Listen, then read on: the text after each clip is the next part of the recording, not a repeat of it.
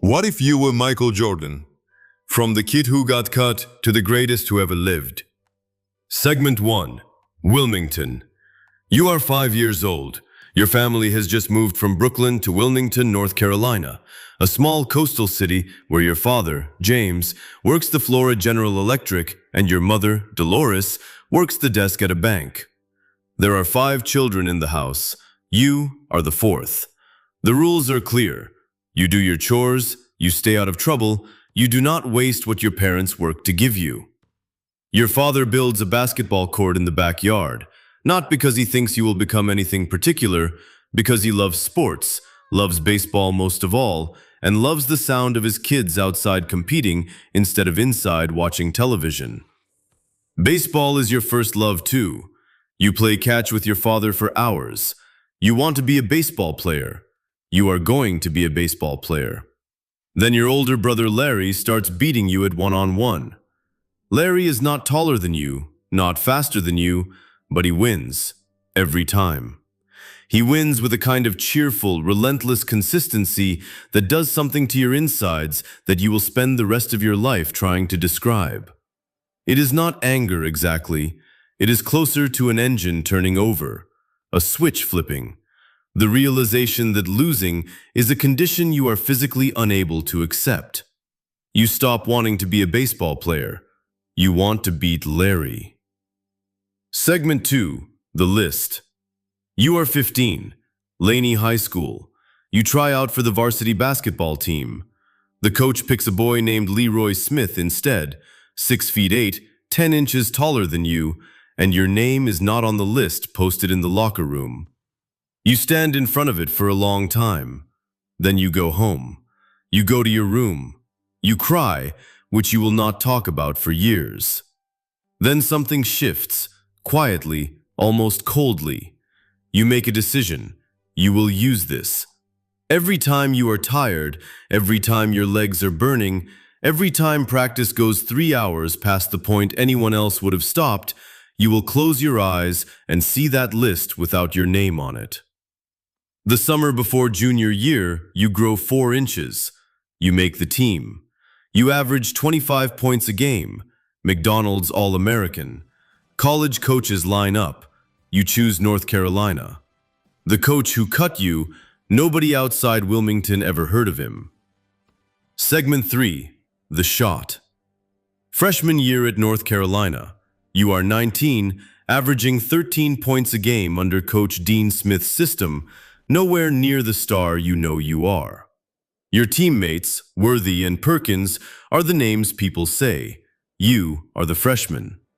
March 1982, NCAA championship game. Georgetown. 17 seconds left. North Carolina down by 1. The ball comes to you, and you hit a 16-foot jump shot to win the national championship. In that moment, you feel something you will chase for the rest of your career, the absolute certainty of your own capability when it matters most. Not in practice, in the moment. When everyone else is scared and the stakes are highest and you are the most alive. You leave for the NBA after your junior year. Chicago selects you 3rd overall. Portland passes on you for Sam Bowie. Portland will regret this forever. Segment 4. The Hunger. Rookie year. 28 points a game. Rookie of the year. Nike launches Air Jordan. The NBA fines you $200 every game for the shoes. Nike pays every fine and turns the ban into advertising. You are not yet a champion. You are already an industry.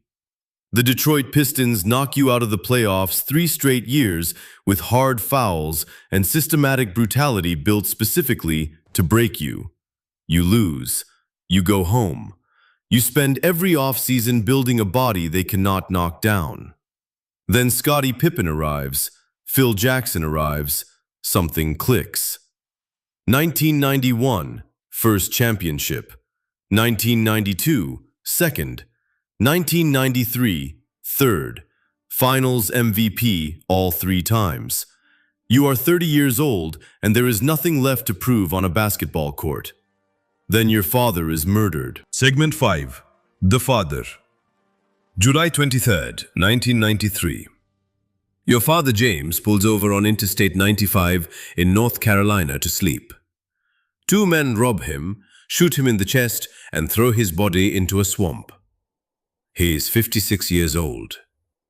He was the one who built the court in the backyard, the one who loved baseball, the one who told you once that watching you play baseball made him happier than anything. 3 months later, you retire. You say it is exhaustion, physical, mental, the weight of being Michael Jordan. All of that is true. But the weight that matters most cannot be put into a press conference statement. You sign a minor league contract with the Chicago White Sox. You go play baseball. Not for the sport, for your father. Segment 6. The baseball years. You hit .202 in the minors. The pitching is faster than anything in basketball, and baseball defeats you not through another player's will, but through your own limits. This is new. The locker room list did not prepare you for a failure with no one to blame. You are the greatest athlete on the planet, sitting in a minor league dugout, watching fast balls go past you that you cannot hit. But you show up every day, in empty stadiums, on bus rides through nowhere, in anonymity so complete that journalists wait outside the stadium just to prove you are still real. You work as hard as you have ever worked at anything, and it does not produce greatness. You show up anyway.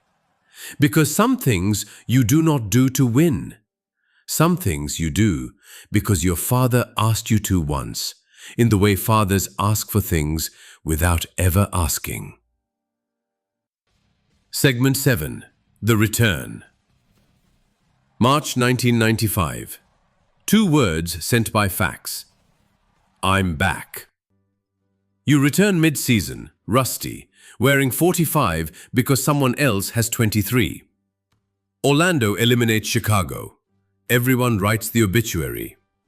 Next season, you take 23 back.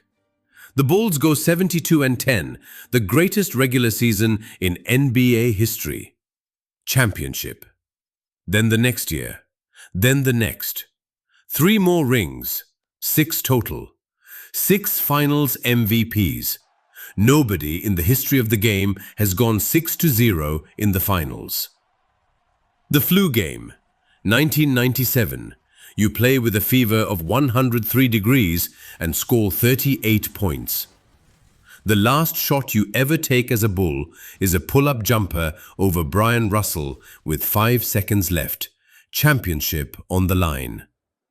You turn and walk before it drops. You already know. Segment 8. The Standards. 6 championships, 5 MVP awards, 14 All-Star appearances, the highest scoring average in league history. A net worth of $3.8 billion today, built largely on shoes. Shoes the NBA once fined you for wearing. Every great player since you has had to answer the question. You never had to answer it about anyone before you. You set the terms. Young players grow up watching you not as someone they remember, but as a ceiling they are measured against, whether they want to be or not. You are not a benchmark. You are the reason the benchmark exists. Segment 9. What remains? You are 61. The backyard court in Wilmington still exists. The hoop your father built is still there, weathered, the net long gone. You have said it more times than anyone can count. I've failed over and over and over again in my life, and that is why I succeed. The list on the locker room wall without your name on it. A 15-year-old standing in front of it in silence. That is where all of it began. Not on a championship court, not in a Nike boardroom, in a Wilmington high school locker room in front of a bulletin board with a name that wasn't there yet. It is always the list. Everything else is what the list built.